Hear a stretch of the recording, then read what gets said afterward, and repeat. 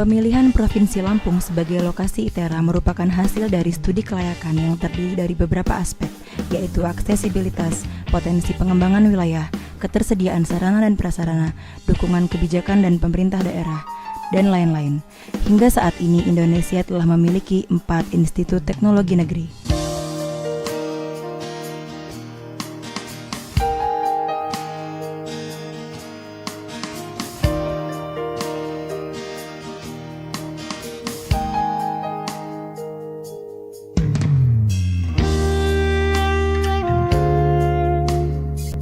Jadi salah satu keinginan dari pemerintah pusat adalah mencoba mengembangkan kuantitas dan kualitas daripada institut teknologi yang ada di Pulau Sumatera. Sebarang tentu kita diharapkan menghasilkan suatu lulusan yang berkompetensi sesuai dengan kebutuhan yang ada di Pulau Sumatera.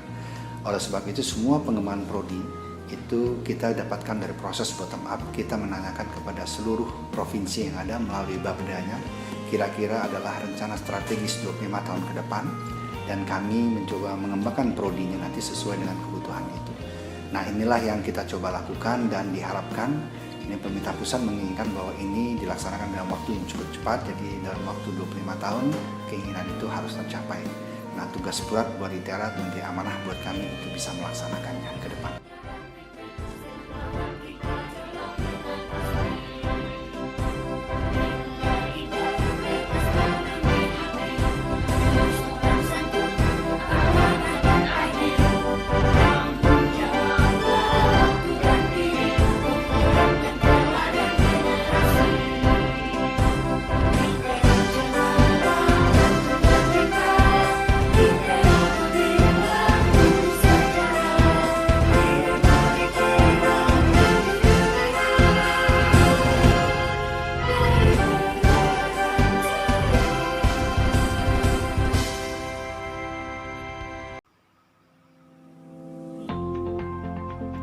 Halo teman-teman semua, Assalamualaikum warahmatullahi wabarakatuh.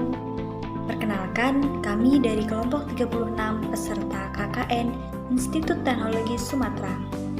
Di sini, saya sebagai salah satu anggota kelompok 36 ingin berbagi sedikit ilmu tentang bahasa Indonesia, yaitu tentang puisi.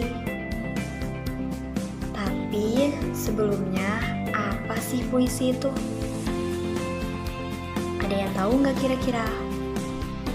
Oke, jadi puisi adalah bentuk karya sastra yang terikat oleh rima, ritma, ataupun jumlah baris, serta ditandai oleh bahasa yang padat. Puisi berdasarkan periodisasinya dibedakan menjadi 2. Yang pertama ada puisi lama dan puisi baru. Puisi lama sendiri yaitu puisi yang terikat oleh aturan-aturan seperti jumlah baris tiap bait, jumlah suku kata dalam tiap baris, jumlah kata dalam tiap bait, persajakan atau rima, dan irama. Sedangkan puisi baru sendiri yaitu bentuknya lebih bebas daripada puisi lama, baik dalam segi jumlah baris, suku kata, maupun rima.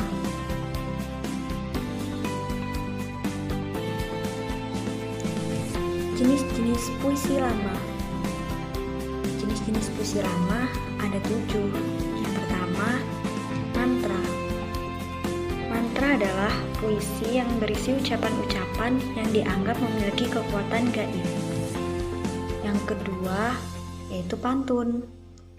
Pantun merupakan puisi lama yang asli dari tanah air. Kata pantun berarti bagai, seperti, ibarat, seumpama, atau laksana. Yang ketiga ada talibun. Talibun adalah puisi lama yang berasal dari Timur Tengah. Talibun merupakan alat dalam menjalin hubungan yang mesra atau akrab, seperti percintaan, berolok-olok, atau berkelakar. Yang keempat ada karmina. Karmina sendiri yaitu pantun kilat. Yang kelima ada gurindam. Gurindam adalah puisi lama yang berasal dari India yang berarti perhiasan atau bunga. Yang keenam Syair. Syair sendiri adalah puisi lama yang berasal dari Arab yang artinya perasaan. Syair berisi kisah perjalanan hidup atau ungkapan isi hati. Dan yang terakhir yaitu seloka. Seloka adalah pantun berkait.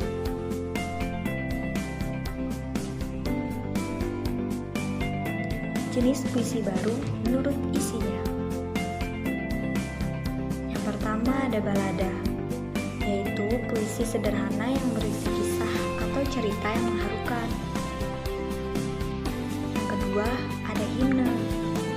Himne adalah puisi yang berisi pujaan untuk Tuhan, tanah air, atau pahlawan.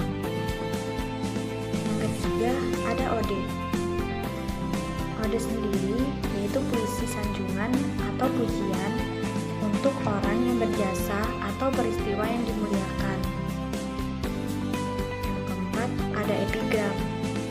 Epigram adalah puisi yang berisi tuntunan atau ajaran hidup. Selanjutnya ada elegi. Elegi adalah puisi yang berisi ratap tangis atau kesedihan.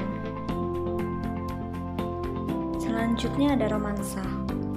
Romansa atau romance adalah puisi yang berisi luapan perasaan cinta kasih atau kasih sayang. Dan yang terakhir ada satir. Satir yaitu puisi yang berisi sindiran, kritik, atau ejekan. Selanjutnya jenis-jenis puisi menurut bentuknya. Dibagi menjadi 8. Itu ada queen, yang artinya queen adalah puisi yang tiap baitnya terdiri dari 5 baris. Kedua, quatrain. Quatrain adalah puisi yang tiap baitnya terdiri dari 4 baris. Yang ketiga ada terzina. Terzina adalah puisi yang tiap baitnya terdiri dari 3 baris. Yang keempat, distikon. Distikon adalah puisi yang tiap baitnya terdiri dari 2 baris. Yang kelima ada sektet. Sektet adalah puisi yang tiap baitnya terdiri dari 6 baris.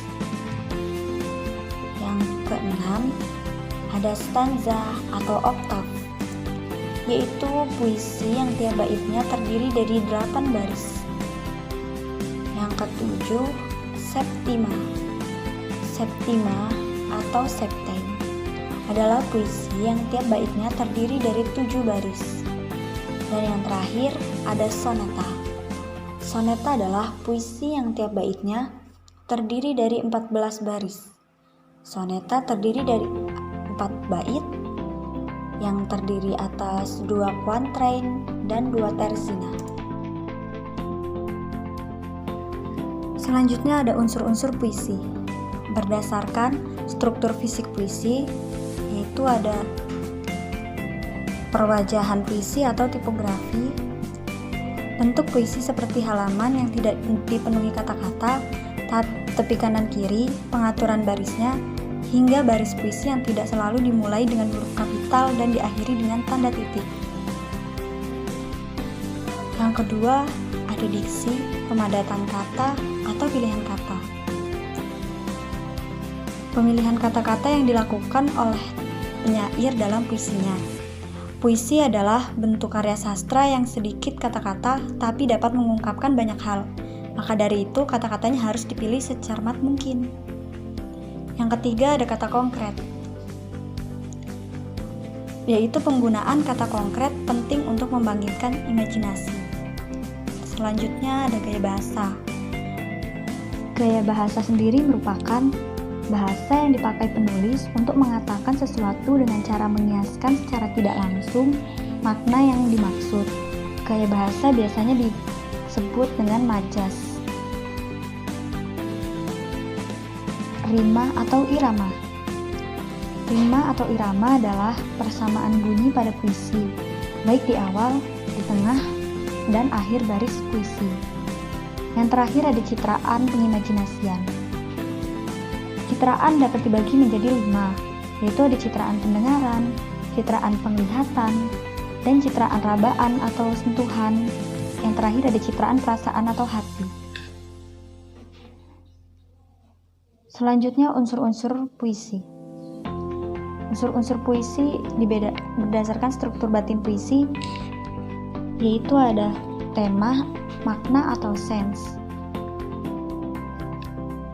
Tema, makna atau sense itu sebuah pokok persoalan yang akan diungkapkan oleh si penulis. Secara tersirat, tema ada di dalam keseluruhan puisi. Tema merupakan respon penyair terhadap kenyataan sosial, ekonomi, maupun budaya di masyarakat. Yang kedua ada perasaan atau feeling. Puisi merupakan ekspresi terdalam dari perasaan si penulis. Bentuknya dapat berupa kerinduan, kekaguman, kegelisahan terhadap seseorang, atau suatu hal, sehingga bahasa puisi lebih padat dan ekspresif. Yang ketiga ada nada, ton, dan suasana. Nada sendiri adalah sikap si penyair atau penulis terhadap sesuatu, dapat bersikap menggurui, menyindir, memuji, mengejek, dan lain-lain. Sedangkan suasana adalah puisi atau akibat psikologis yang ditimbulkan puisi itu terhadap pembaca. Yang terakhir ada amanat, tujuan, maksud, atau intention, yaitu pesan yang ingin disampaikan si penyair kepada si pembacanya.